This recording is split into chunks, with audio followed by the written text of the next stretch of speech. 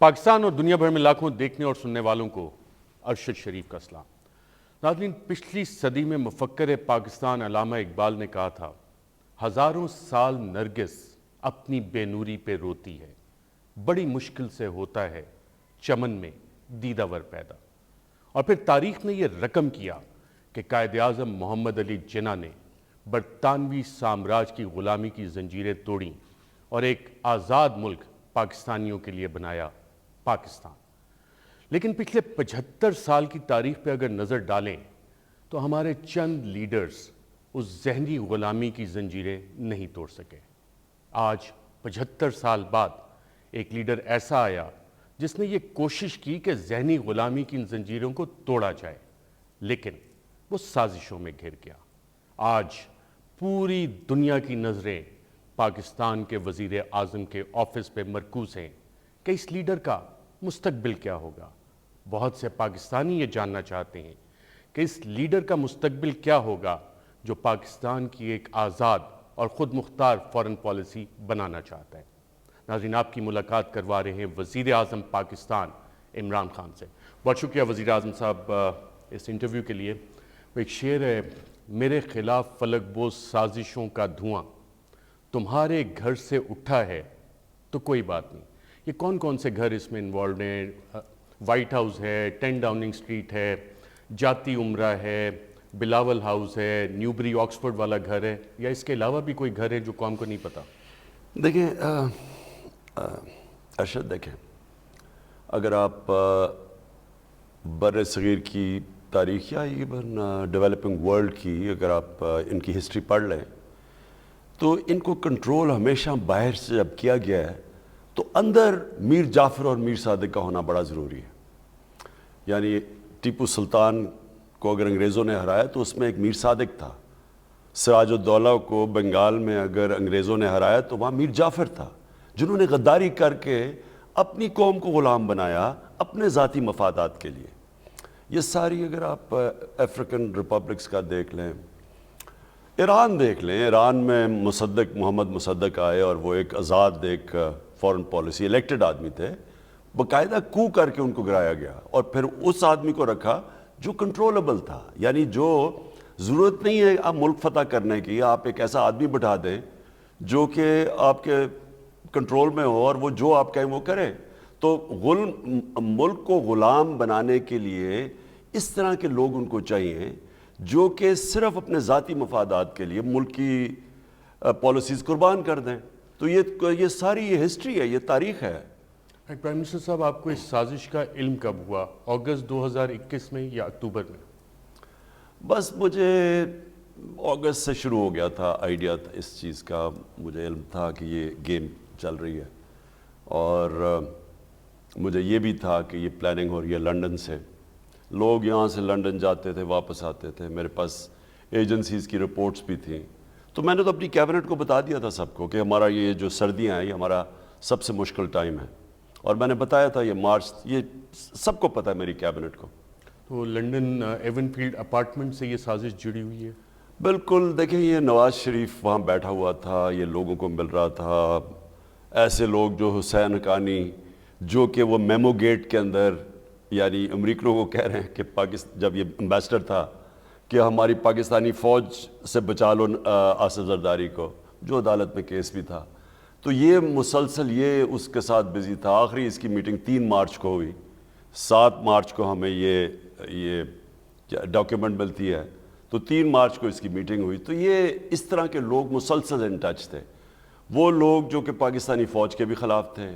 فوج کے اس لیے خلاف ہے کہ اصل میں ملک کو اکٹھی اس وقت ہماری اگر مضبوط فوج نہ ہو تو یہ میں بڑی دیر سے کہتا رہا ہوں، 3 ٹکڑے کر سکتے ہیں ہمارے جو دشمن ہیں۔ کیونکہ دیکھیں اگر آپ ساری مسلمان دنیا میں دیکھیں تو ایک ملک جس کے پاس قوت تھی اور تکڑی فوج تھی ان کو کمزور کیا گیا ہے۔ عراق بڑی تکڑی فوج تھی، ایران کے اوپر سینکشنز، سیریا سے کیا گیا، لیبیا، جو بھی کوئی آزاد فارن پالیسی تھی آپ دیکھ لیں، صومالیہ جب وہ ان کی ایک گورنمنٹ آئی اس کو پھر ریپلیس کیا گیا۔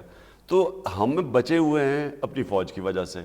تو وہ جو اینٹی گروپ ہے فوج کا، اور نواز شریف نے اور اس کی بیٹی نے کھل کے فوج کو برا بھلا کہا، اور پھر وہ چپ ہو گئے. تو یہ جو سازش تھی یہ مجھے اگست سے پتا تھا اس کا. پرائم منسٹر صاحب آپ نے کہا کہ فوج کو ٹارگٹ کر رہے تھے اور پھر وہ چپ ہو گئے. مریم نواز نے باقاعدہ یہ آن ریکارڈ بیان دیا. نواز شریف صاحب نے اداروں کے سربراہان کا نام لے کے جلسوں میں کہا, لیکن مریم نواز نے کہا کہ مزاحمت ہوگی تو مفاہمت ہوگی. پھر نواز شریف اور مریم نواز کے ساتھ مفاہمت ہو گئی. دیکھیں میں جانتا تو نہیں, اور میں کبھی بھی ارشد یہ واضح کر دوں کہ کبھی اپنی فوج کے خلاف بات نہیں کروں گا. میرے جو بھی ہو ایشوز میں کبھی پبلکلی بات نہیں کروں گا. اس کی وجہ یہ ہے کہ پاکستان کو فوج کی بہت ضرورت ہے, ایک مضبوط فوج کی. ہمیں کوئی ایسی چیز نہیں کرنی چاہیے جس سے اس کو نقصان پہنچے. لیکن میں اتنا جانتا ہوں ان کی تو بڑی آبویس ان کی جو پالیسی ہے شریفوں کی, یہ 30 سال سے پاکستان کو لوٹ رہے ہیں, 35 سال سے. ان کی بڑی آئے فوج کے اوپر تھے, جنرل جیلانی لے کے ہمارے سامنے بنایا, وہ جنرل ضیاء نے اس کو اٹھایا کہ ایک پتلا تھا, جو کہے گا کر دے گا, پیسے چاہیے تھے اس کو. اس نے ساری پاکستان کی جو ملک کو نقصان پہنچاتا, کسی انڈیویجول نے اتنا نقصان نہیں پہنچایا جتنا نواز شریف نے پہنچایا.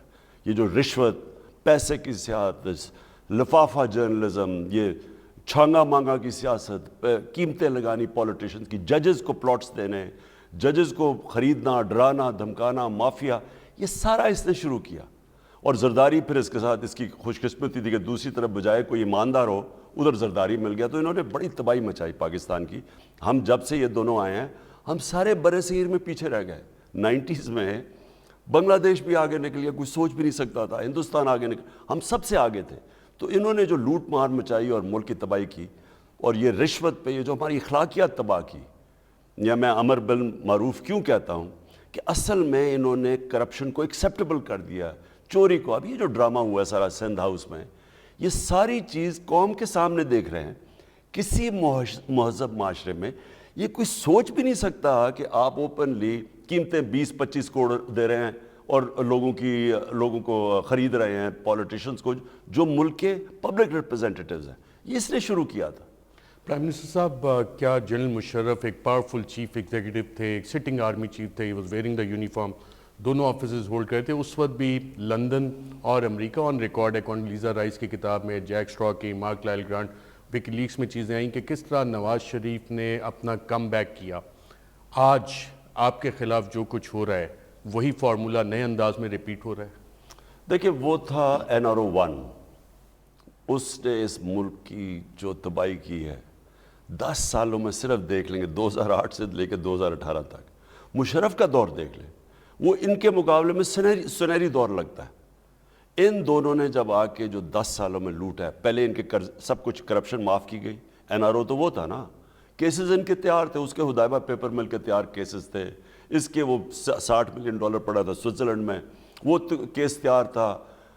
وہ جو سرے محل تھا وہ بک چکا تھا, پاکستان کو پیسے آنے تھے, NRO مل گیا, کلین سلیٹ ہو گئی. پھر سے انہوں نے 10 سال لوٹنا شروع کیا. اب کے جو ان کو کیسز ہیں وہ پہلے ان کا NRO 1 ملا, اب NRO 2 جو میرے سے مانگ رہے تھے.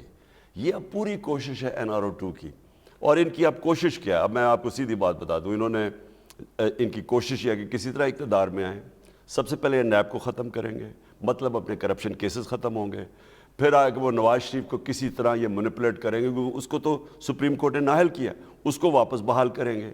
یعنی ملک کا جو سارے ادارے ہیں انصاف کے, ان کو تباہ کر کے یہ پھر آپ اپنے آپ کو واپس ری انسٹیٹ کرنے کی کوشش کر رہے ہیں. اچھا پرائم منسٹر صاحب, آپ نے یہ ساری چیزیں ذکر کی, اور جو پلان آپ کو نظر آ رہا ہے, نواز شریف کو باہر بھیجنے کا آپ کو کس نے کہا تھا, کون سے ممالک تھے جہاں سے آپ کو ریکویسٹ آئی, اور ملک کے اندر کس نے آپ کو کہا کہ نواز شریف کو جانے دیں, پھر آپ آرام سے اگلے 2-3 سال حکومت کریں گے, کوئی ڈسٹربنس نہیں ہوگی. مجھے تو کوئی فکر ہی نہیں تھی کہ میں اپنی حکومت کی. جنرل مشرف نے تو بدقسمتی سے NRO اس لیے دیا اپنی حکومت بچانے کے لیے. مجھے تو کبھی بھی, آپ پہلے دن سے اگر میں حکومت بچانا چاہتا میں ان کو NRO دے دیتا. میں نے تو پہلے دن سے کہا کہ اس ملک سے جو مشرف نے سب سے بڑی غداری, وہ یہ نہیں تھی مارشل لاء, اس سے بڑی غداری تھی کہ اس نے جب وہ سارا کنٹرول میں تھا, یعنی مشرف کے نیچے سارے ادارے تھے, عدلیہ اس کے کنٹرول میں تھی, اس کی فوج اس کے کنٹرول میں تھی, کیو لیگ اس کے کنٹرول میں تھی, اس کے پاس تو ساری پاور تھی. اس کے ہوتے ہوئے اس نے ان ڈاکوؤں کو معاف جو کیا ہے وہ سب سے بڑا ظلم کیا ہے. تو میں تو پہلے دن سے کہہ رہا تھا کہ گورنمنٹ چھوڑو جان چلی جائے, میں نے اپنے اللہ کو فیس کرنا ہے. کسی صورت قوم کے لوٹے ہوئے پیسے, اور انہوں نے اربوں روپیہ لوٹا ہے, میں کبھی اس کو این آر او نہیں دوں گا. تو یہ ساری جو کیمپین ہے, یہ ساری جو کوششیں ہیں, یہ صرف اور صرف این آر او کے لیے. اور جو باہر کی قوتیں ان کو استعمال کر رہی ہیں وہ یہ کہ ان کو چور چاہیے, ان کو ڈاکو چاہیے. ان کی ساری آپ تاریخ پڑھ لیں. کنٹرول کرنے کے لیے یہ ملک, ان کو فوجیں نہیں بھیجنے کی ضرورت, ان کو اس طرح کے کرپٹ لوگ چاہیے جو اپنی کرپشن بچانے کے لیے غلام بن جاتے ہیں ان کے. اب وہ خواجہ آصف کی میں کل سٹیٹمنٹ دیکھ رہا تھا, مجھے حیرت ہو رہی تھی. اس نے کہا جی ہمیں تو لائف سپورٹ مشین پہ لگے ہوئے ہیں, اگر امریکہ چلا گیا تو ہم تباہ ہو جائیں گے. تو ان سے میں پوچھوں کہ آزادی لینے کی ضرورت کیا تھی؟ انگریزوں کا تو اس سے بہتر دور تھا. ہانگ کانگ انگریزوں کے نیچے کہاں سے کہاں پہنچ گیا. تو اگر آپ کو آزادی نہیں چاہیے تھی تو صرف یہ جی ہمیں وہ پیسے دے رہے ہیں, یہی مطلب ہو گیا نا اکانومی کے لیے. آپ اپنے ملک کو غلام بنانے کے لیے تیار ہیں.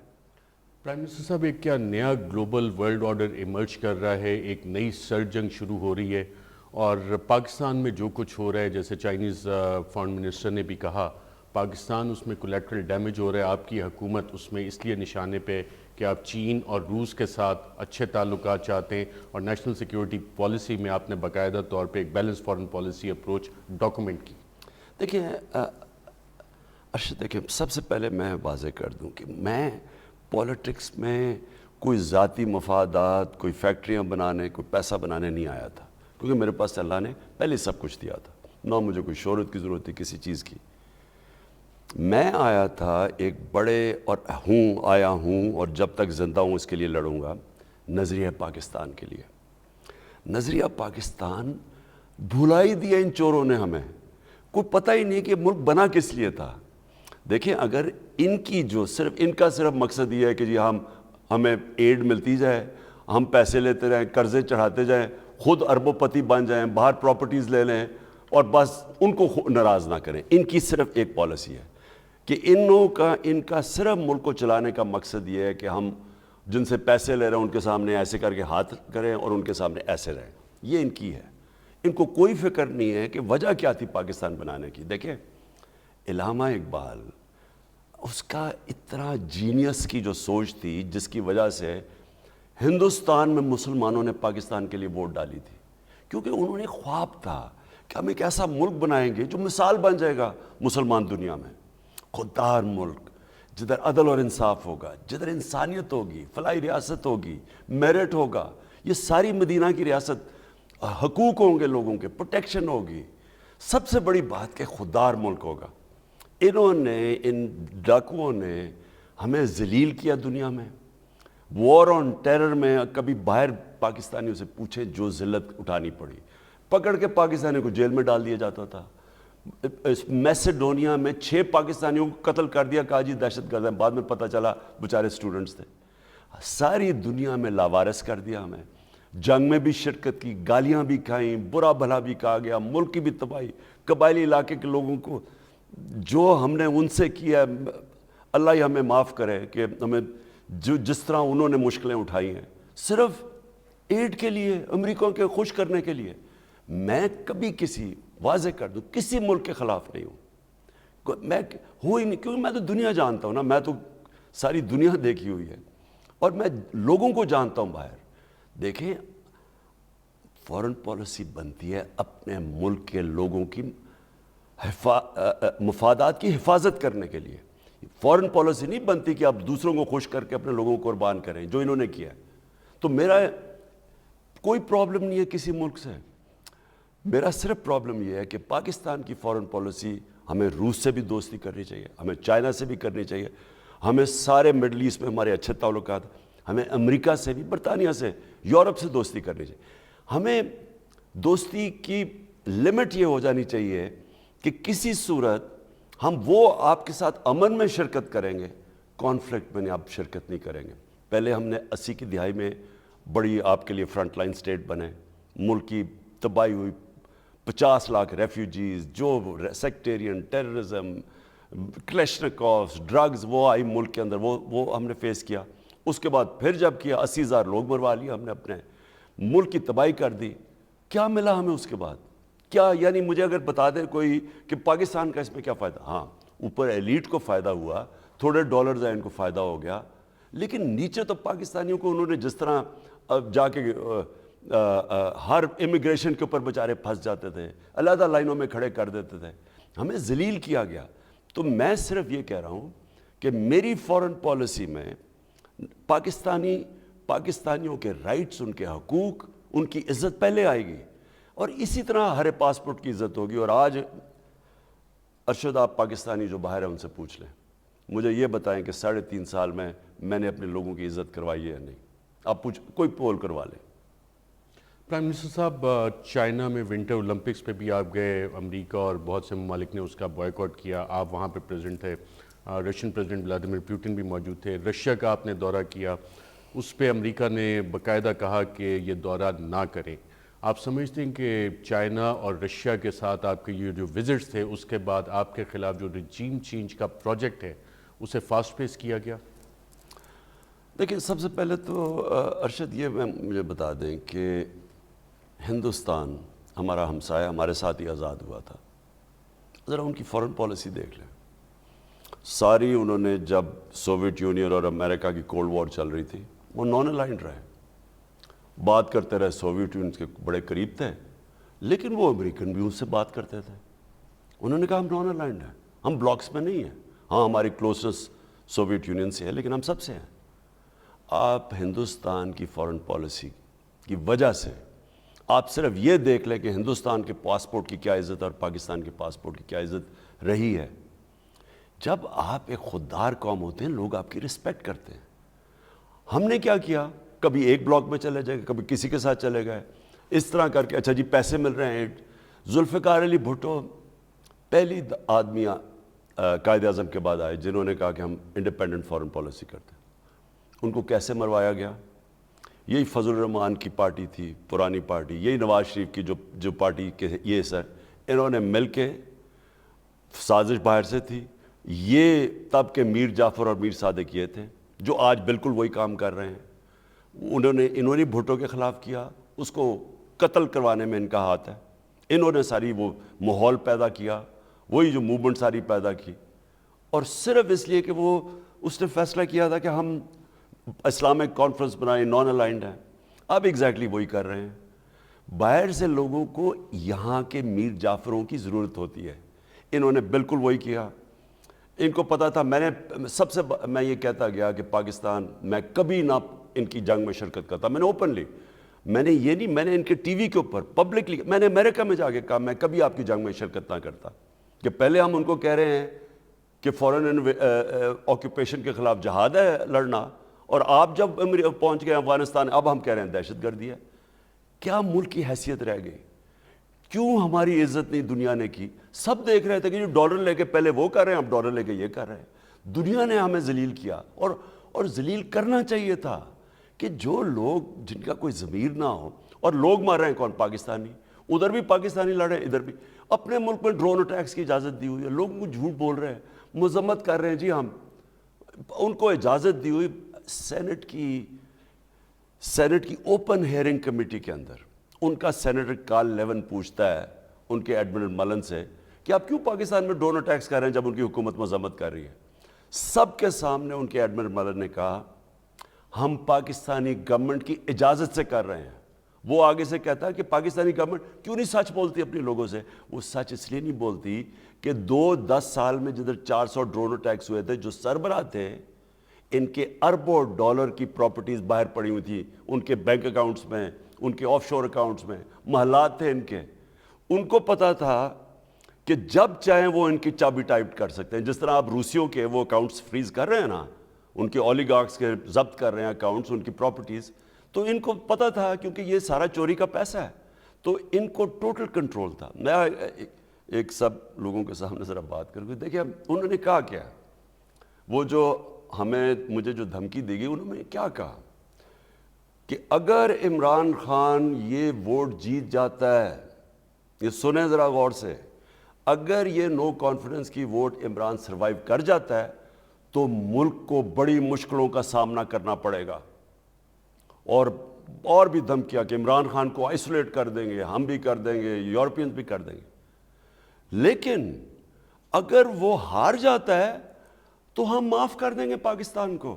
نہیں یہ ذرا سنیں, سخت کر دیں گے. نہیں یہ بات سنیں ذرا, یہ ذرا امپورٹنٹ سازش کی طرح ادھر کہ اگر عمران خان ہار جاتا ہے تو ہم پاکستان کو معاف کر دیں گے.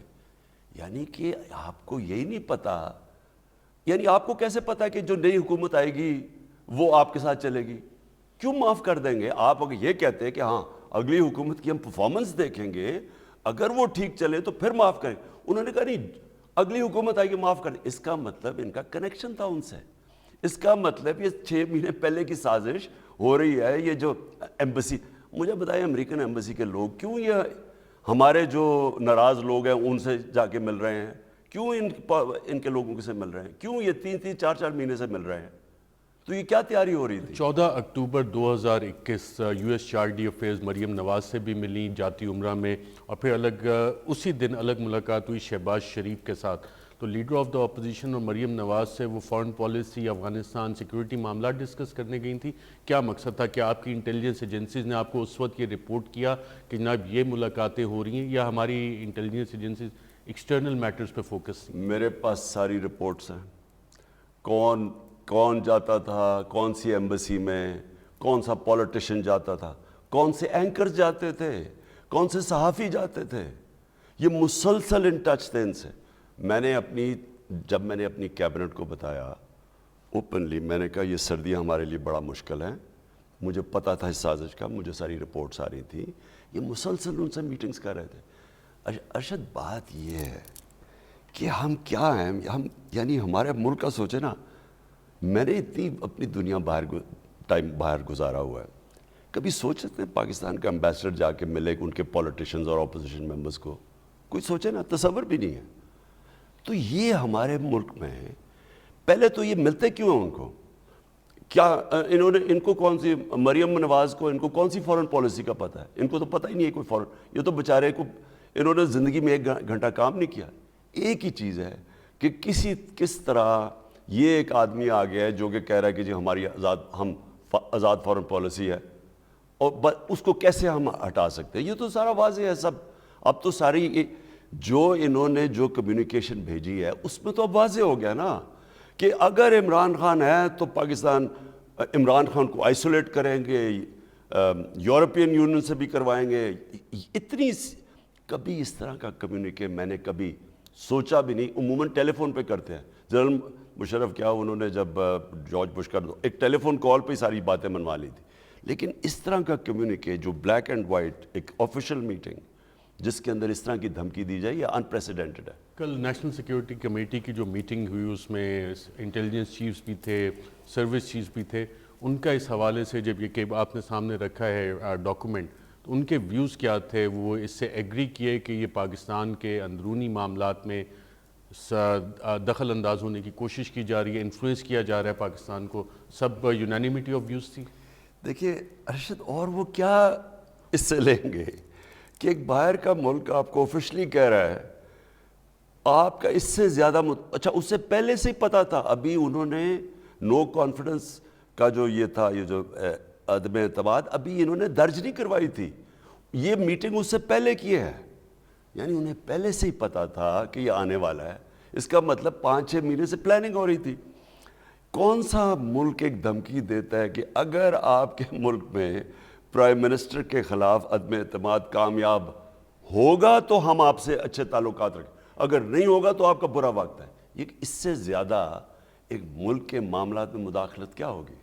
پرائم منسٹر صاحب 15 ارب روپے خرچ کر کے پاکستان جیسے ملک میں کوئی بھی حکومت تبدیل کر دی جائے, جب یہ ایویڈنس ڈاکومنٹ NSC میں پیش ہوا تو یہ کیا یہ بھی فیصلہ ہوا کہ اس کے اندرونی مداخلت کے بارے میں, انٹرنل انٹرفیرنس کے بارے میں پاکستان کے معاملات میں ایکشنز کیا کیا لینے ہیں, لیگل ایکشن کوئی فالو ہوگا, یا صرف ایک بیان آگے اینڈ لیٹس موو فارورڈ؟ دیکھیے میں آپ کو بتاؤں, یعنی اس سے زیادہ ایک نیشن کو سیکیورٹی تھریٹ کیا ہو سکتی ہے کہ آپ اوپنلی دھمکی دے رہے ہیں رجیم چینج کی. اگر آپ رجیم چینج نہیں کریں گے تو آپ کے لیے کانسیکوینسز ہیں. اور رجیم چینج کس طرح کہ ایک انٹرنل میٹر ہے, سپوزڈلی تو انٹرنل میٹر ہے نا عدم اعتماد. آپ کہہ رہے ہیں کہ اس میں فیل کرواؤ, بیسکلی تو آپ یہ کہہ رہے ہیں نا کہ اس کو فیل کرواؤ, پرائم منسٹر کو پھر ٹھیک ہو جائیں گے. اس سے زیادہ ایک ملک کے لیے میں تو چھوڑے, میں خوف آتا ہے کہ کیسے ہم اس سطح پہ پہنچ گئے کہ اس طرح کی دھمکی آ سکتی ہے. کہ سوچ سکتا ہے کوئی ہندوستان میں ایسی دھمکی دینا؟ تو ہم یعنی انہوں نے ہمیں کتنا گرا دیا ہے کہ ان کی جرت ہے ایسا کرنے کے لیے. اور دوسری چیز میں آپ کو بتاؤں, ان کے طریقے بھی بتا دیتا ہوں. بھی یہ تو اب یہ اگر جب یہ کسی کے پیچھے پڑتے ہیں, ان کے ساتھ مل کے آپ یہ پوری کیریکٹر اسیسینیشن کیمپین کریں گے. میں آپ کو بھی بتا رہا ہوں, یہ ہمیشہ کرتے ہیں. ایک جس کو بھی انہوں نے گرانا چاہے اس کے اوپر ہر قسم کی, میں اگر چلے میرے اوپر انہیں کیا ملے گا, کیونکہ کس طرح کی کوئی کرپشن, میری بیوی کو پوری طرح, یعنی ایک خاتون جو کہ گھر سے ہی نہیں نکلتی, اس کے اوپر پوری کیمپین چلائی ہوئی ہے. اور پھر ان کو ملنے والی ان کی اس کے اوپر کیمپین چلائی ہوئی بیچاری, اس کی اسیسینیشن کیریکٹر اسیسینیشن کیمپین. اور دوسری میں ابھی آپ کے یہ سب کے سامنے کہہ رہا ہوں, میری جان کو خطرہ ہے, کیونکہ یہ وہ لوگ ہیں, یہ جو سارے یہ جو لوکل یہ جو ملے ہوئے سارے, ان کو یہ پتہ ہے کہ عمران خان چپ کر کے بیٹھنے نہیں لگا. ان کا اگر خیال ہے کہ اگر یہ پیسے دے کے لوگوں کے زمین خرید کے, آپ نے جو بات کی کہ 25 ارب روپیہ, 15 ارب روپیہ یہی خرچ کر کے آپ نے خریدنا ہے لوگوں کو اور گورنمنٹ گرا دینی ہے, تو ان کا کیا خیال ہے کہ میں یہ چپ کر کے یہ تماشا دیکھوں گا.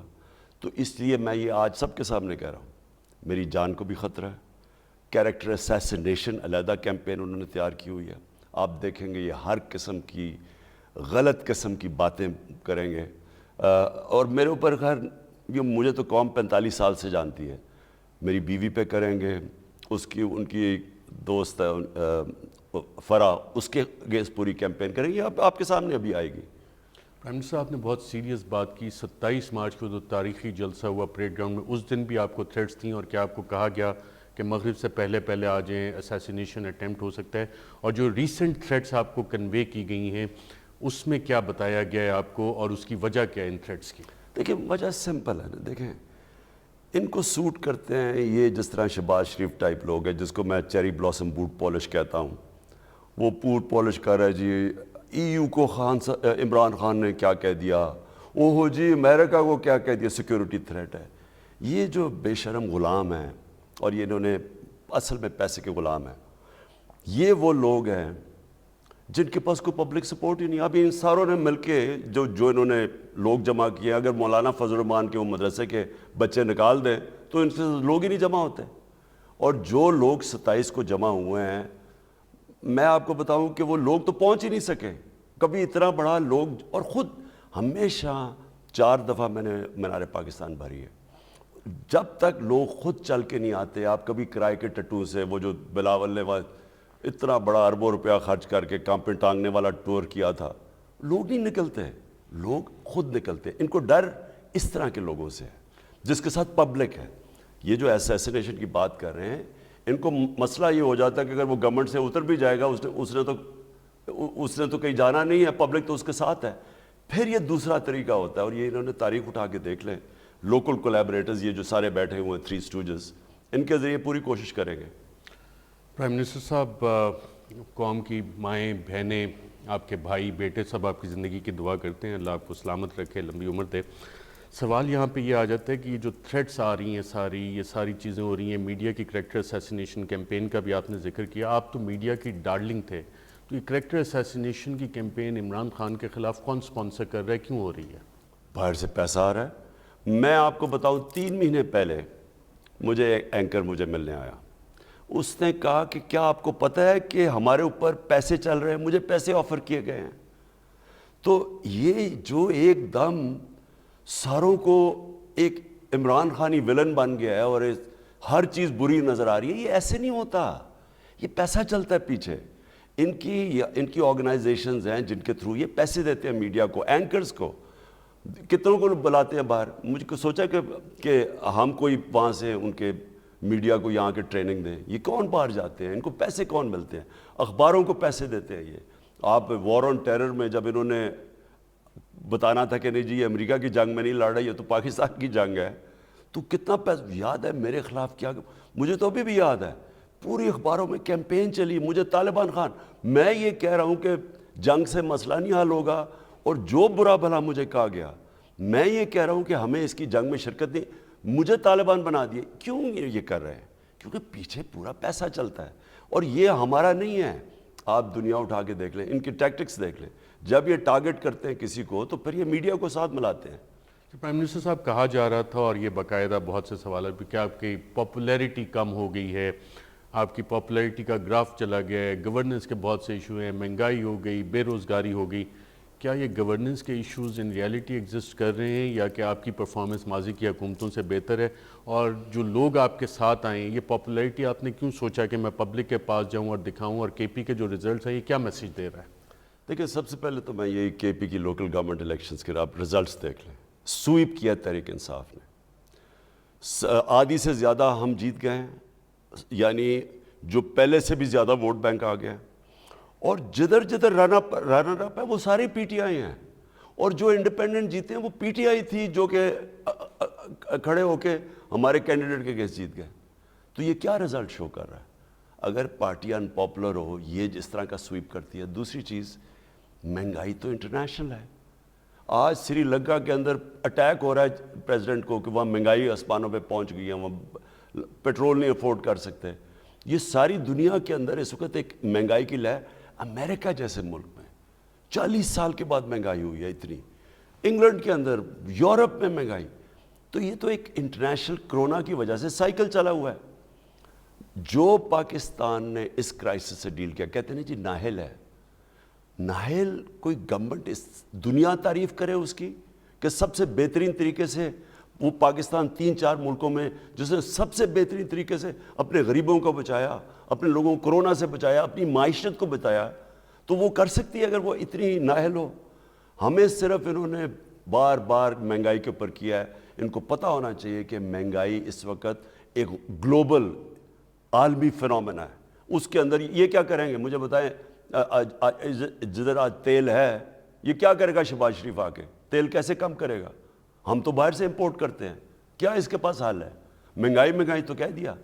یہ ہمیں بتایا کہ آج پاکستان میں سارے خطے میں سب سے سستا پٹرول اور ڈیزل ہم بیچ رہے ہیں، کیونکہ ہم سبسڈائز کر رہے ہیں اپنے لوگوں کو بچانے کے لیے. ان کے پاس کیا حال ہے؟ ڈیزل سستا کرنے کا فارمولہ کیا ہے آپ کا؟ اس کا فارمولہ یہ ہے کہ ہم نے ٹیکس ریکارڈ کلیکٹ کیا. پاکستان کی تاریخ میں سب سے زیادہ ٹیکس ہم نے اکٹھا کیا. ایکسپورٹس پاکستان نے کی سب سے زیادہ تاریخ میں، اور سب سے زیادہ ریمیٹنسز باہر سے بیرون ملک پاکستانیوں نے دے. تو ہم نے جو ایکسٹرا ٹیکس کا پیسہ اکٹھا کیا، اس سے ہم نے خرچ کیا ڈیزل اور پٹرول کی قیمتیں اور بجلی کی قیمتیں نیچے رکھنے کے لیے. پرائم منسٹر صاحب، ووٹ آف نو کانفیڈنس، کیا آپ کو لگ رہا ہے کہ آپ سروائیو کر جائیں گے، یا کہ اپوزیشن جو ہے وہ نمبرز انہوں نے پروف تو کیا ہے، ایک اسمبلی میں کہتے ہیں کہ 176 ہیں، and you have lost the majority. تو سنڈے والے دن آپ نمبرز پروڈیوس کر سکتے ہیں؟ دیکھیں، میری زندگی کا تجربہ یہ ہے، ابھی میں نے آج ساری ٹیم کو بتایا، جب تک آخری گیند نہیں کھیلا جاتا میچ نہیں ہارا جاتا. ہم نے آخری گیند تک لڑنا ہے. ہم نے پوری کوشش کرنی ہے. یہ جو اندر جا کے جو اپنے ضمیر بیچے کے بیٹھے ہوئے ہیں، 20-25 کروڑ روپے لے کے اپنے ملک سے غداری کر رہے ہیں، باہر کی سازش کا حصہ بنے ہوئے ہیں. ہم نے اس لیے پارلیمنٹ کی سیکیورٹی جو کمیٹی تھی سیکیورٹی کے اوپر، اس میں ہم نے سب کو دعوت دی تاکہ ان کو پتہ چل جائے کہ یہ جو اب آپ ایک انٹرنیشنل سازش کا حصہ ہیں یہ گورنمنٹ کو گرانے میں، تاکہ ان کو کوئی شک نہ رہے. شہباز شریف کو بلایا، اس نے کہا جی اگر مجھے یہ پرچہ ٹھیک ہو تو میں آپ کے پاس آ جاؤں گا. وہ ڈر کے آیا ہی نہیں میٹنگ میں، کیونکہ وہ اس سازش کا حصہ ہے. اس میٹنگ میں آیا ہی نہیں. انہوں نے اس میٹنگ کا بوائکاٹ کیا. کیوں کیا ہے؟ اگر ہم بتا رہے ہیں کہ باہر سے صاف دھمکی ملی ہے اس کو نو کانفرنس کو کامیاب ہونے میں، اور ہمارے پاس ثبوت ہے کہ یہ باہر سے مداخلت ہوئی ہے، تو آپ کے پاس بلیک اینڈ وائٹ کیوں نہیں آپ آ کے چیک کرتے؟ جان کے انہوں نے نہیں آئے. میں صرف چاہتا ہوں کہ ساری قوم کو پتہ ہونا چاہیے، ان کی شکلیں قوم کو یاد کرنی چاہیے. یہ قوم کے غدار ہیں، ایک باہر کی سازش کا حصہ بن کے پیسے لے کے اور کہیں جی اب ہمیں پتہ چلے جو حکومت تو بہت بری تھی. امریکہ تو کہتا ہے کہ یہ کانسٹیٹیوشنل پروسیس ہے اور ہمیں کانسٹیٹیوشنل پروسیس کو سپورٹ کرتے ہیں، اور اپوزیشن ساتھ یہ بھی کہہ رہی ہے کہ آپ NRO مانگ رہے ہیں. میں نے کس چیز کا NRO مانگنا ہے؟ مجھے ان چوروں سے مجھے یہ بتائیں کہ میں نے NRO کی ایک سب سے پہلے تو ایک چیز یاد رکھیں، یہ کیوں پیسہ چوری کر کے باہر بھیجتے ہیں؟ اگر میں پیسہ چوری کروں گا تو میں اگر یہاں رکھوں گا مجھے بتانا پڑے گا کدھر سے آیا پیسہ، لہٰذا مجھے وہ پیسہ منی لانڈرنگ کر کے باہر بھیجنا پڑتا ہے چھپانے کے لیے. اگر میرا پیسہ پاکستان سے باہر پڑا ہو، آپ کا خیال ہے میں بول سکتا ہوں ان کے اگینسٹ؟ یہ یاد رکھیں، ایک ایک چیز کا ان کو پتہ ہوتا ہے. آپ کے یہ جو روسیوں کے اب یہ اکاؤنٹس پکڑ رہے ہیں، ان کی پراپرٹیز پکڑ رہے ہیں، وہ بینامی ہیں، وہ آف شور اکاؤنٹس، وہ کیسے پکڑ رہے ہیں؟ کیونکہ ان کو سب پتہ ہے، ان کی گورنمنٹ جب آرڈر کرتی ہے سب کچھ پتہ ہوتا ہے، اور جو پولیٹیکل لوگ ہوتے ہیں ساری ڈیٹیلز پتہ ہوتی ہیں. تو دیرفور میں صرف آپ کو کہہ رہا ہوں، اگر میں آزاد پاکستان کی فورن پالیسی کے لیے آج کھڑا ہوں، میں کبھی کھڑا ہو ہی نہیں سکتا اگر میرا پیسہ چوری کا باہر پڑا ہوتا. جو پاکستان میں پیسہ پڑا ہے وہ سارا ڈکلیئرڈ ہے، تو میں چوری کیسے کروں گا؟ مجھے کس چیز کا NRO چاہیے؟ اپوزیشن نے آپ کو ارلی الیکشنز کی آفر دی، یا آپ نے اپوزیشن کو ارلی الیکشنز کی آفر دی، یا کسی اور نے یہ آفر دی کہ جی ارلی الیکشن کروائیں سب کو فیس سیونگ مل جائے گی؟ دیکھیں اب یہ جو ہمارے لوگ بھاگ گئے ہیں تو ظاہر ہے کہ اب ان لوگوں کے ساتھ تو ہم گورنمنٹ نہیں چلا سکتے. اگر ہم یہ نکل بھی جاتے ہیں، ہم مثلا میجورٹی بھی مل جاتی ہے، تو اصل میں پاکستان کے لیے تو بہتر ہوگا کہ پھر سے ہم الیکشن کروا کے پتہ چل جائے کون دودھ کا دودھ پانی کا پانی ہو جائے. تو آپ ارلی الیکشن پہ جانے کو تیار ہیں؟ اگر ہم یہ ووٹ جیتتے ہیں تو یہ بڑا اچھا آئیڈیا کہ ہم چلے جائیں ارلی الیکشن پہ. اس کی وجہ دیکھیں نا، یہ بھی اچھا مجھے یہ بتائیں، یہ اسٹریٹجی پھر کیا ہوگی؟ آپ این بلاک نیشنل اسمبلی سے ریزائن کر دیں گے اینڈ فورس دا الیکشنز؟ وہ تو خیر ہم اپنی اسٹریٹجی بنا رہے ہیں، لیکن مجھے یہ بتائیں ارشد کہ کس منہ سے گورنمنٹ یہ چلائیں گے کیسے اب گورنمنٹ؟ یہ جو سارا پلندہ اکٹھا ہوا ہے کہ فضل الرحمان پریزیڈنٹ بن جائے گا، وہ بلاول کو کچھ بنا دیں گے، وہ مریم کو کچھ بنا دیں گے، شہباز شریف اکثر چلا کے بڑی دیر سے انتظار کر رہا ہے کہ میں پرائم منسٹر بن جاؤں گا. یہ ملک چلے گا کیسے؟ کبھی ایسے بھی ملک چلا ہے کہ بندر بانٹ ہوگی ملک کی. سو یہ جو کر رہے ہیں انہوں نے، چلے عمران خان کو ہٹا دیا اس لیے کہ وہ ہمیں NRO نہیں دے رہا، تو چلے ٹھیک ہے جی انہوں نے بار کی. لیکن اگر ہٹ بھی جاتا ہے عمران خان، یہ ملک کیسے چلائیں گے؟ آپ کو استعفے کی بھی آپشن دی گئی کہ پرائم منسٹر صاحب آپ استعفیٰ دے دیں. شہباز شریف نے آپ کو یہ میسج کنوے کیا، یا فضل الرحمان نے، یا بلاول نے، یا کس نے کہا؟ دیکھیں شہباز شریف کی تو نہ میں کوئی اس سے بات کر سکتا ہوں، نہ میں اس سے کوئی کسی قسم کی خیر اس کی کانورسیشن کر سکتا ہوں. اس کی وجہ ہے کہ جو آدمی اتنا بے شرم ہو کہ 16 ارب روپیہ اپنے نوکروں کے اکاؤنٹ میں وہ رکھے اور اب بیٹے کو باہر بھجوا دے، دماد کو باہر بھجوا دے جن کے کرپشن کے کیسز ہیں. یعنی اگر وہ اتنا بے شرم ہو کہ ملک کا بننا چاہتا ہے وزیر اعظم، 8 ارب روپے کی اس کا کیس پڑا ہوا ہے نیب کے اندر، جعلی اکاؤنٹس. یعنی یہاں جو لوگ کبھی ملک سے باہر ہی نہیں گئے، وہ کوئی فلودہ والا وغیرہ، ان کے نام پہ وہاں ریمیٹنسز بنا رہے ہیں. یعنی سارا فراڈ. اس فراڈ کے ساتھ میں اگر اس کے ساتھ کسی قسم کی بات بھی کروں گا نا، دیکھو ارشد، اللہ کا حکم ہے امر بالمعروف، کہ ایک زندہ معاشرے کے اندر آپ اچھائی کے ساتھ کھڑے ہوتے ہیں، آپ حق کے ساتھ کھڑے ہوتے ہیں، آپ بدی کے خلاف نہیں. آپ یہ کرپٹ لوگوں کو جب تک معاشرہ ان کو آئسولیٹ نہیں کرتا، آپ بدی ختم نہیں کر سکتے. امریکہ چھوڑے، یورپ جیسے ملک کی میں بات کر رہا ہوں، انگلینڈ میں جس بڑا ٹائم گزارا ہے، سارا معاشرہ بدی کے خلاف لڑتا ہے. اس طرح کا شہباز شریف کے آدمی کو کسی چھوڑے کہ کسی ایوان میں گھس سکے، کوئی ٹی وی پہ انٹرویو دے سکے، کوئی تقریر، اس کو ریسٹورنٹ میں لوگ نہ گھسنے دے جو اس کے اوپر کیسز ہیں، اور یہ یاد دندناتے ہوئے تقریریں کرتے پھر رہے. ہم نے اصل میں ان چوروں نے کیا یہ نواز شریف نے جب تک کرپشن عام کر دی، انہوں نے کرپشن برائی کو برائی ختم کر دی. اور یہ مولانا رومی کی جو سینگ ہے نا کہ قوم مرتی تب ہے جب اچھے اور برے کی تمیز ختم کرتی ہے. اب یہ اپنے آپ کو جو ڈیموکریٹ کہہ کے پھر رہے ہیں، یہ کرمنلز ہیں ملک کے. ان کے ساتھ میں کبھی نہ ہاتھ ملا سکتا ہوں، بات بھی نہیں کر سکتا. تو پرائم منسٹر صاحب اپوزیشن جماعتوں کا میسنجر کون تھا جو یہ میسج لے کے آیا کہ وزیر اعظم صاحب آپ استعفیٰ دے دیں؟ نہیں، انہوں نے آپشنز دی تھی مجھے، اور وہ آبویسلی ہماری اسٹیبلشمنٹ ہے، انہوں نے آفر دی کہ جی 3 چیزیں ہیں، یا آپ عدم اعتماد کا ووٹ چلے جائیں، یا آپ استعفیٰ دے دیں، اور یا الیکشن. ہم نے کہا الیکشن سب سے بہتر طریقہ ہے، استعفیٰ میں کبھی سوچ بھی نہیں سکتا. اور عدم اعتماد ووٹ کا مطلب یہ کہ میں تو بلیو کرتا ہوں کہ آخری منٹ تک لڑوں گا، میں ابھی بھی بلیو کرتا ہوں، یہ جب قوم کے سامنے یہ جب جائیں گے اور یہ ووٹ ڈالیں گے، ایک ملک کے خلاف سازش کا حصہ بنیں گے. میں چاہتا ہوں کہ دنیا کے سامنے ایکسپوز ہوں ان کی شکلیں، تاکہ ہمیشہ کے لیے ان کے اوپر موریں لگیں. اور یہ جو کے پی کا بھی الیکشن ہوا ہے لوکل گورنمنٹ کا، ان سب کو پتہ چل جانا ہے کہ اس دن ان کی پولیٹیکل سیاست ختم ہو جائے گی. میں آپ کو گارنٹی کرتا ہوں، میں اپنی قوم کو جانتا ہوں، خاص طور پہ اس قوم کے نوجوان کو جانتا ہوں. یہ پرانے زمانے کی سیاست، وہ چھانگا مانگا کے دن چلے گئے ہیں. یہ ہے سوشل میڈیا کا زمانہ. ان کے اوپر ابھی بھی دیکھیں، ان کو غدار کہہ رہے ہیں لوگ، ان کی شکلیں آ رہی ہیں، ان کو ضمیر فروش کہہ رہے ہیں. یہ سمجھتا ہے کہ لوگ بھول جائیں گے اس چیز کو. یہ ان کے پاس ابھی بھی ٹائم ہے کہ یہ اس اپنی فیوچر بچا لیں. ان کے بچوں کے لیے مشکل ہو جائے گا اس ملک میں، کیونکہ ان کو پتہ نہیں ہے کہ یہ جو سوشل میڈیا کس طرح کا ایک ہتھیار نکلا ہے. پرائم منسٹر صاحب، آپ سے استعفے کی آپشن، ارلی الیکشنز کی option, vote of no confidence ساری رکھی گئیں.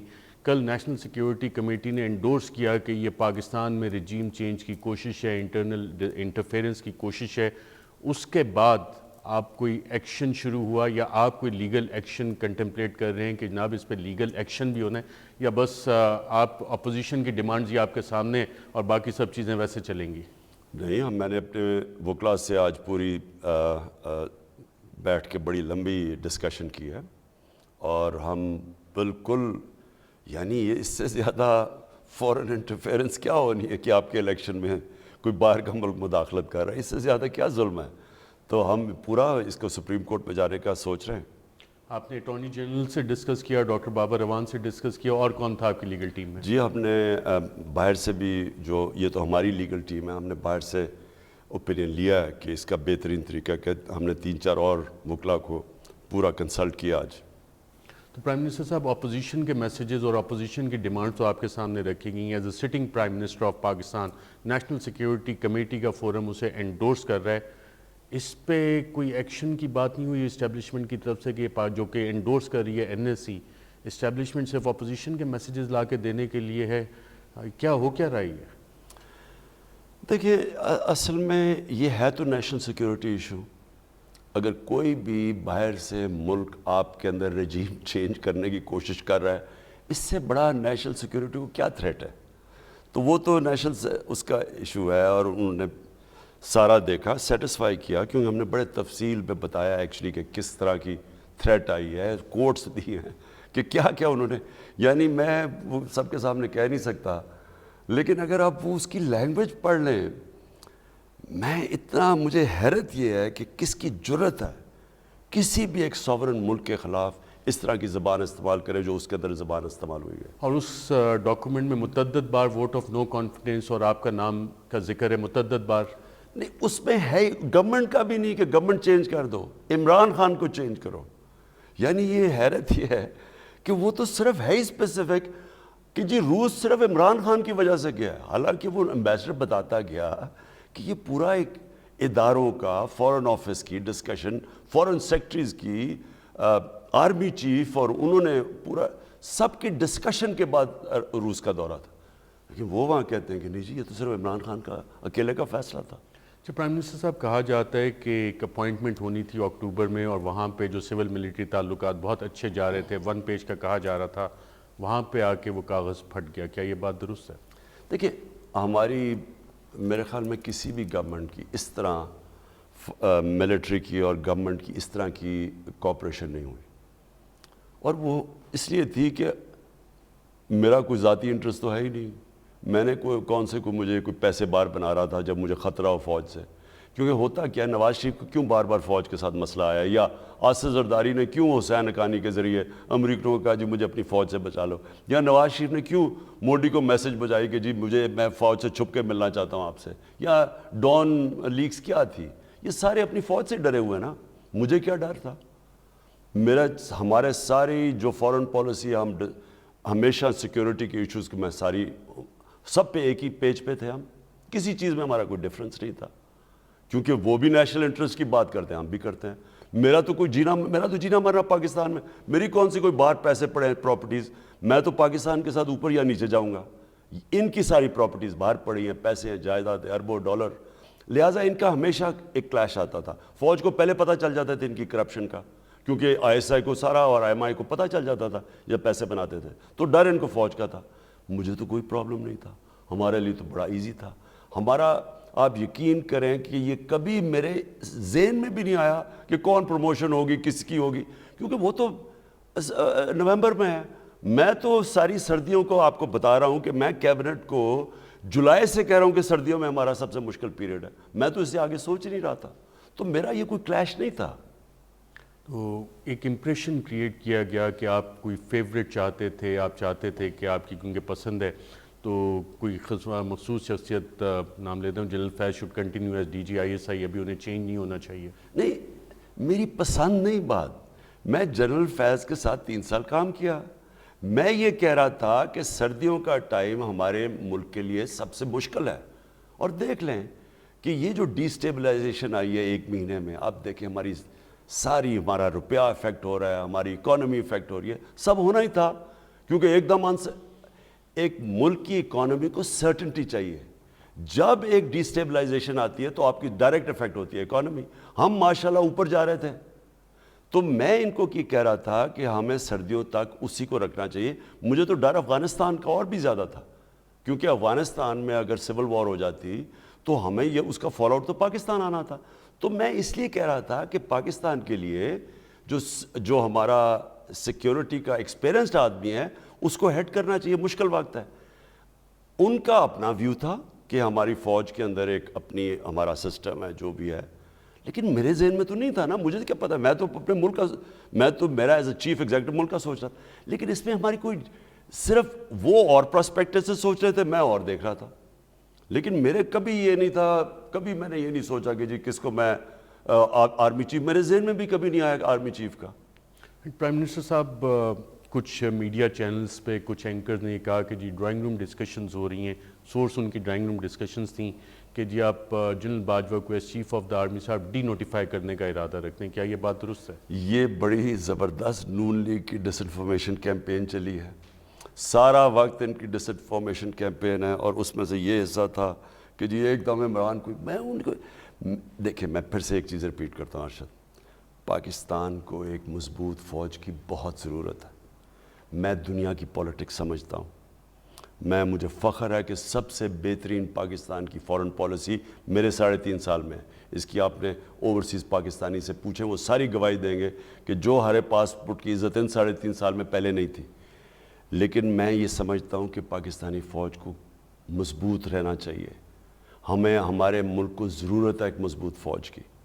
اس لیے میں نے کبھی کوئی ایسا کام نہیں کروں گا کہ وہ کمزور ہو. میں یہ کبھی, کیونکہ نواز شریف کا تو باہر بیٹھا ہوا ہے, اس کا انٹرسٹ پاکستان کیا ہے, وہ کن کن کو ملتا ہے لنڈن میں بیٹھ کے, وہ مجھے سارا پتہ ہے. سارے پاکستان اور کے دشمن, پاکستان کے دشمن پاکستان کی فوج کے بھی دشمن, وہ اگر یہ نہ ہو ٹوٹ جائے ملک. کیونکہ اس وقت تو یہ ہمیں لے کے بیٹھی ہوئی جو سازشیں ہو رہی ہیں پاکستان کے خلاف. لہٰذا میں ہمیشہ یہ چاہوں گا کہ ہماری مضبوط فوج ہو, مضبوط انسٹیٹیوشن ہو, کبھی کسی قسم کی مداخلت اس انسٹیٹیوشن میں نہ ہوئی, میں نے کبھی سوچا نہیں ہے کرنے کا. پرائم منسٹر صاحب, کوئی ایکسٹینشن کی بھی بات ہوئی, کہا جا رہا تھا کہ ایکسٹینشن ہے کا ایشو ہے, آپ کو کہا گیا آپ نے ایکسٹینشن نہیں دی دوبارہ, کیا کبھی یہ بات ہوئی؟ اور آج آپ کے تعلقات اپنے سروس چیف خاص طور پہ آرمی چیف کے ساتھ کیسے ہیں؟ اسی طرح کے کارڈیل ریلیشن شپ ہیں, فرینڈلی ریلیشن شپس ہیں جیسے پچھلے 3.5 سال رہے؟ دیکھیں, ایکسٹینشن کی تو اگر میں سوچ ہی نہیں رہا اگلی نومبر کا, جو میں نہیں سوچ رہا, کیونکہ میرا تو ہمیشہ پتہ تھا, جس طرح میں کہا جولائی سے میں لگا رہا ہوں ہماری یہ سردیاں سب سے مشکل ہے, میری سٹیٹمنٹس ہے, تو اس سے آگے میں نے کبھی سوچا ہی نہیں. آج ریلیشن شپ کیسی ہے آپ کے اپنے آرمی؟ ٹھیک ہے ریلیشن شپ. کہ پرائم منسٹر صاحب، اسلاموفوبیا، آپ نے مسلم ممالک کو اکٹھا بھی کیا اسلاموفوبیا کے خلاف، اور حرمت رسول کے لیے آپ نے کافی کچھ کیا.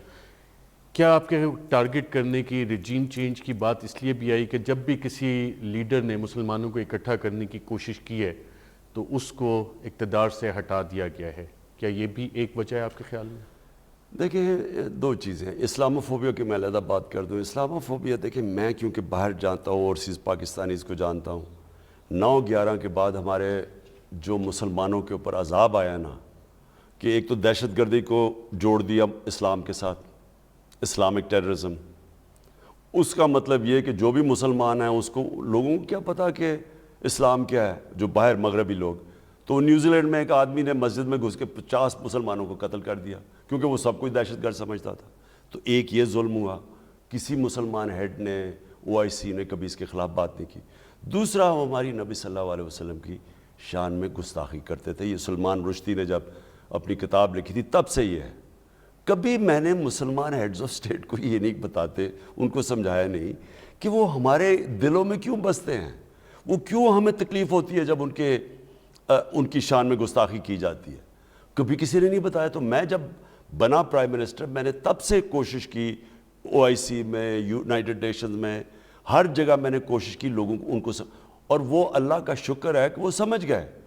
UN کے اندر مجھے پتا تھا، میں ہمارے یہ لوگ جو سڑکوں پہ آ کے توڑ پھوڑ کرتے تھے، میں کہا اس سے کوئی فرق نہیں پڑے گا. میں نے کہا کہ مجھے موقع دو، میں یہ ٹھیک کروں گا.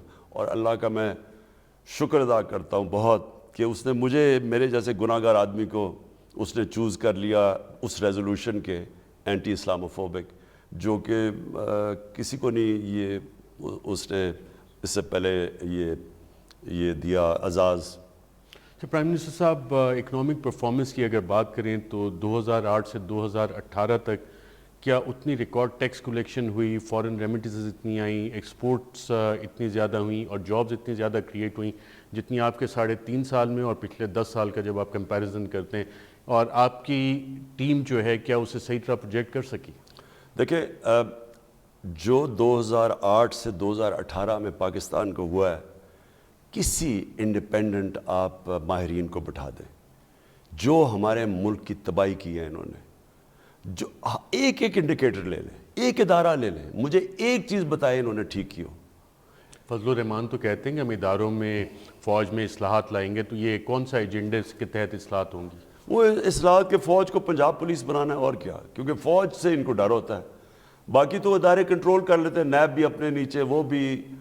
عدلیہ کو ہمیشہ ماضی میں انہوں نے متاثر کرنے کی کوشش کی، آپ کے سامنے ہے، سپریم کورٹ کے چیف جسٹس کو ڈنڈے مار کے نکالا، پیسے چلائے، بریف کیس. تو ماضی تو ان کا وہی ہے، فوج سے کنٹرول کرنا چاہتے ہیں. لیکن دیکھیں میں بتاؤں کیا چیز شو کرتی ہے کہ آپ کی اکانومی آگے بڑھ رہی ہے، جب باہر سے زیادہ ڈالرز آ رہے ہوں. ریکارڈ ڈالر پاکستان کے اندر آئے ہیں، ریکارڈ ایکسپورٹس مطلب ڈالر اندر آئے، ریکارڈ ریمیٹنسز باہر سے ڈالرز اندر آئے. پاکستان کی تاریخ میں ریکارڈ ٹیکس کلیکشن، اس کا مطلب پیسہ قوم کے پاس، ہمارے پاس پیسہ ہوا لوگوں کے اوپر خرچ کرنے کا، جس کی وجہ سے ڈیزل، پٹرول اور بجلی کی قیمتیں ہم نے روکی ہوئی ہیں، نہیں تو آسمانوں پہ گئی ہوئی ہیں، ہم نے سبسڈائز کیا. فصلیں جدھر سے ویلتھ کریشن ہے، 5 فصلوں میں ریکارڈ پاکستان کی پروڈکشن ہوئی، کیونکہ ہم نے کسانوں کو پورا پیسہ دلوایا، پہلی دفعہ ان کی فصلوں کا پیسہ ملا، خوشحالی آئی کسان کے پاس، اس نے زمین پہ پیسہ لگایا، ریکارڈ پروڈکشن ہوئی. آپ انڈسٹری دیکھ لیں، انڈسٹریل پروڈکشن، IT کے اوپر 75% ہماری انکریز ہوئی، ایکسپورٹس IT کے اندر. ان کے 5 سال نون لیگ کے اور ان کے پہلے جو وہ 97 میں تھے، ان کی ایکسپورٹس بڑھی نہیں.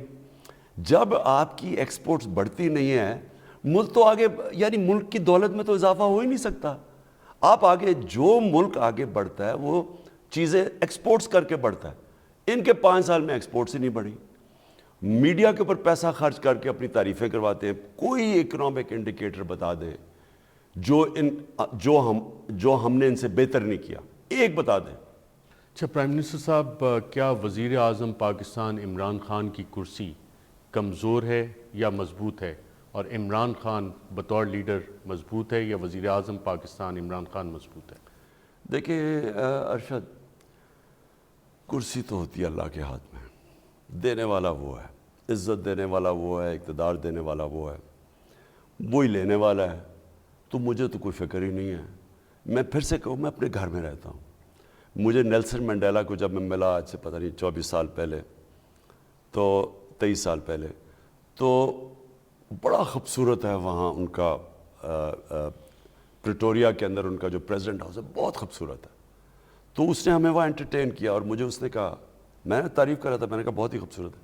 کہتا ہے میں یہاں نہیں رہتا, میں رہتا اپنے فلیٹ میں ہوں, تاکہ مجھے کبھی چھوڑنے میں اس کا مسئلہ نہ ہو. میں نے تب فیصلہ کیا میں اپنے گھر میں رہوں گا, اپنا خرچے دوں گا, سوائے سیکیورٹی کو ٹریول کے سارے میں اپنے خرچے برداشت کرتا ہوں, تاکہ میری زندگی میں کوئی فرق نہ پڑے, تاکہ مجھے کرسی چھوڑنے میں کبھی خوف نہ ہو. مجھے کوئی فکر نہیں ہے, مجھے صرف فکر اپنے لوگوں کی ہے کہ ان چوروں نے 30 سال ملک کو لوٹا ہے, اربوں روپے کے ان کے کیسز پڑے ہوئے ہیں نیب میں, اور بدقسمتی یہ ہے کہ انہوں نے کسی نہ کسی طرح وہ کیس کمپلیٹ نہیں ہونے دیے. کبھی کمر میں درد ہے جی, کبھی وکیل نہیں آیا, وہ لمبے کھینچتے گئے ہیں. اب صرف وہ پہلے بھی کھینچتے گئے, کوشش تھی کہ NRO مل جائے. اب ان کی کوشش یہ ہے کہ کسی طرح یہ اقتدار میں آئے, نیب کو ختم کریں, کیسز معاف ہو, تاکہ پھر سے تیار ہو ملک کو لوٹنے کے لیے. اچھا پرائم منسٹر صاحب, یہ سارا جو سلسلہ چل رہا تھا, آپ بار بار ذکر کرتے ہیں پیسے چلے, کیا اس کا کوئی آڈیو ویڈیو ایویڈنسز بھی ہیں, کہیں یہ چیز ڈاکومنٹڈ ہے, اور کیا آپ بتا سکتے ہیں کہ کہیں جہازوں میں بھی پیسے آئے ہیں؟ ہمارے کتنے لوگ ہیں جو ہماری پارٹی میں, جن کو MNAs کو جنہوں نے ان کو پیسے آفر کیے ہیں.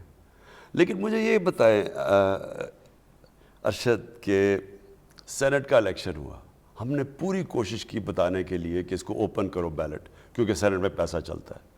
یوسف رضا گیلانی نے ہماری جب ووٹس خرید رہا تھا سینٹ کے الیکشن میں, اس کی ویڈیو آ گئی, سال سے اوپر ہو گیا ہے, ویڈیو آئی ہوئی ہے اس کی پیسے کی.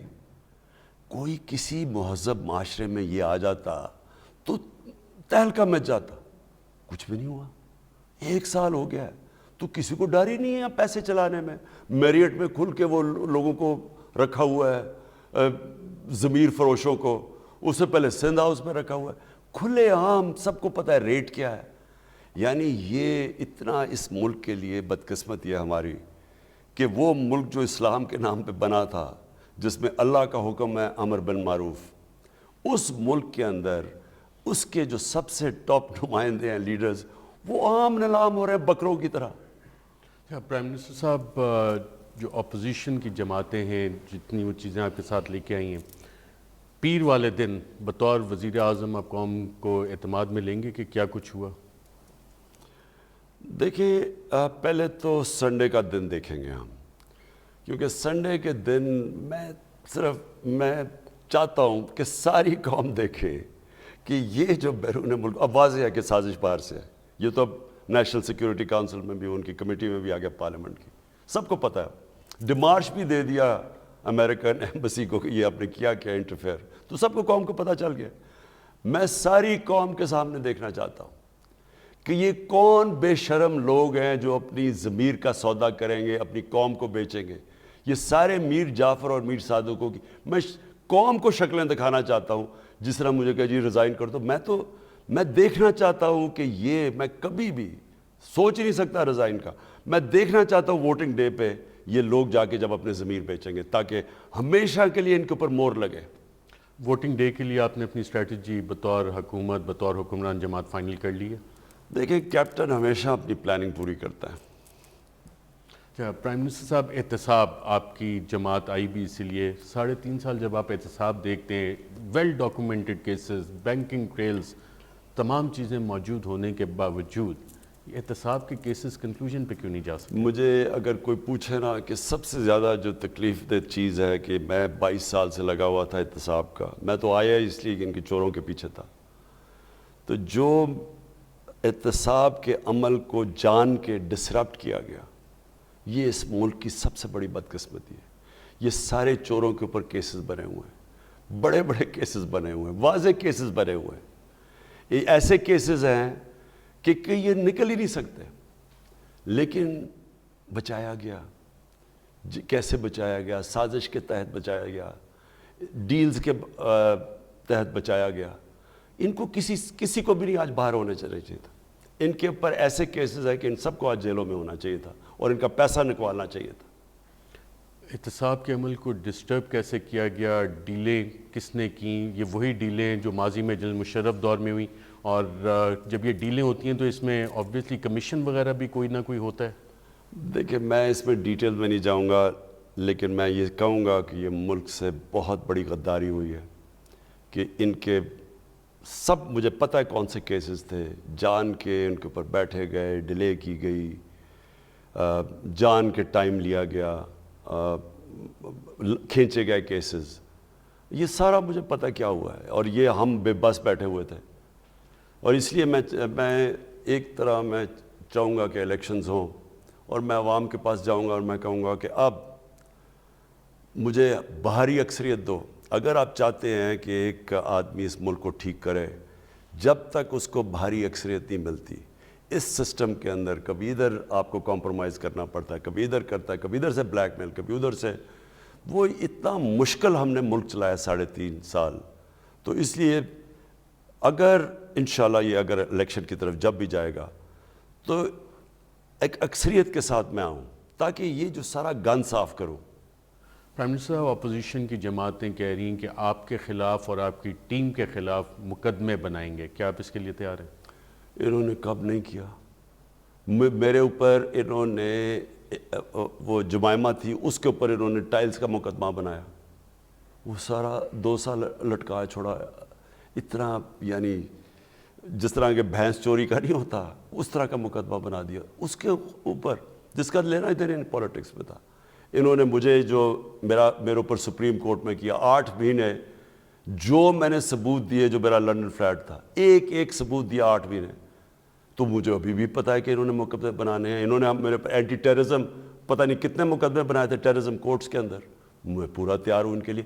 ان کی پولیٹکس ہے کیا؟ مافیا ہے نا. ٹیپس رکھ دی، بلیک میل کر دیا، عورتوں سے کچھ کروا دیا، جس طرح بے نظیر کی تصویریں پھینکی. اس طرح کے یہ لوگ ہیں، یہ مافیاز ہیں.